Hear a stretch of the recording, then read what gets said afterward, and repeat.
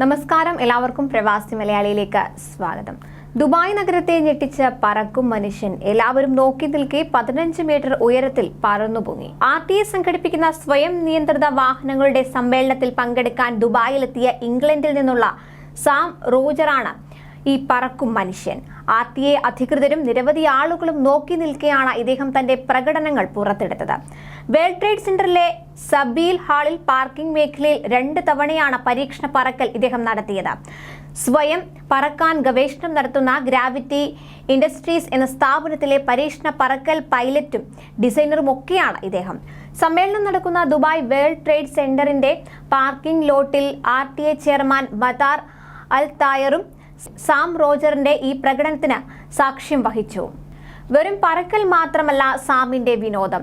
സ്വന്തമായി റോക്കറ്റുകൾ, റേഡിയോ നിയന്ത്രിത വിമാനങ്ങൾ, വീട്ടിലുണ്ടാക്കുന്ന ക്യാമറകൾ ഇതെല്ലാം നിർമ്മിക്കുകയും പരീക്ഷിക്കുകയും ചെയ്തിട്ടുണ്ട്.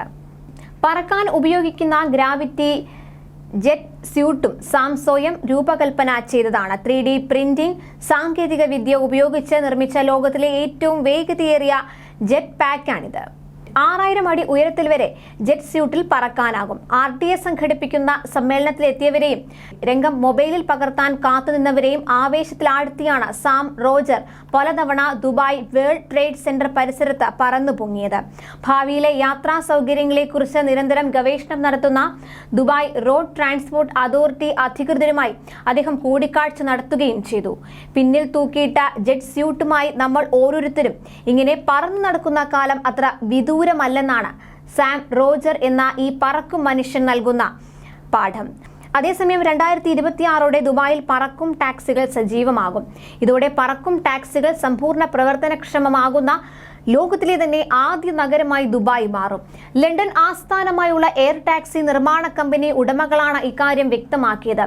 സ്വയം നിയന്ത്രിത ഗതാഗതവുമായി ബന്ധപ്പെട്ട് ദുബായിൽ നടക്കുന്ന 3ാമത് ലോക സമ്മേളനത്തിലാണ് പറക്കും ടാക്സികൾ സജീവമാകുന്നതോടെ ഇതിനുവേണ്ടി വികസിപ്പിച്ച വെർട്ടിപോർട്ടുകളുടെ ശൃംഖലയുള്ള ലോകത്തിലെ ആദ്യത്തെ നഗരമായി ദുബായ് മാറും. ഡ്രോണുകളുടെ ലാൻഡിങ്ങിനും ടേക്ക് ഓഫിനും അഡ്വാൻസ്ഡ് എയർ മൊബിലിറ്റി ഗതാഗതത്തിനുമായി രൂപകൽപ്പന ചെയ്ത സാങ്കേതിക വിദ്യയാണ് വെർട്ടിപോർട്ടുകൾ. ഒരു വെർട്ടിപോർട്ടിന് ഒന്നിലധികം ഡ്രോണുകളെ ഉൾക്കൊള്ളാൻ കഴിയും. ഈ വർഷം ഫെബ്രുവരിയിൽ ദുബായിൽ നടന്ന ലോക ഗവൺമെന്റ് ഉച്ചകോടിയിലാണ് പുത്തൻ സാങ്കേതിക വിദ്യയ്ക്ക് അംഗീകാരം നൽകിയത്. ദുബായ് ഇന്റർനാഷണൽ എയർപോർട്ടിന് സമീപമായിരിക്കും ഫ്ലൈയിങ് ടാക്സിയുടെ പ്രധാന station. Palm Jumeirah, Dubai down town, Dubai Marina എന്നിവിടങ്ങളിലെ വെർട്ടിപോർട്ട് സ്റ്റേഷനുകളിലേക്കും തിരിച്ചും പ്രാരംഭഘട്ടത്തിൽ ടാക്സികൾ സർവീസ് നടത്തും. എയർ ടാക്സികൾക്ക് മണിക്കൂറിൽ 300 കിലോമീറ്റർ വേഗതയുണ്ടാകുമെന്നും പരമാവധി റേഞ്ച് 241 കിലോമീറ്റർ ആണെന്നും നേരത്തെ അറിയിച്ചിരുന്നു. ഒരു പൈലറ്റിനും 4 യാത്രക്കാർക്കും ഇതിൽ സഞ്ചരിക്കാം. കൂടുതൽ പ്രവാസി വാർത്തകൾക്കായി ഈ ചാനൽ സബ്സ്ക്രൈബ് ചെയ്യുക.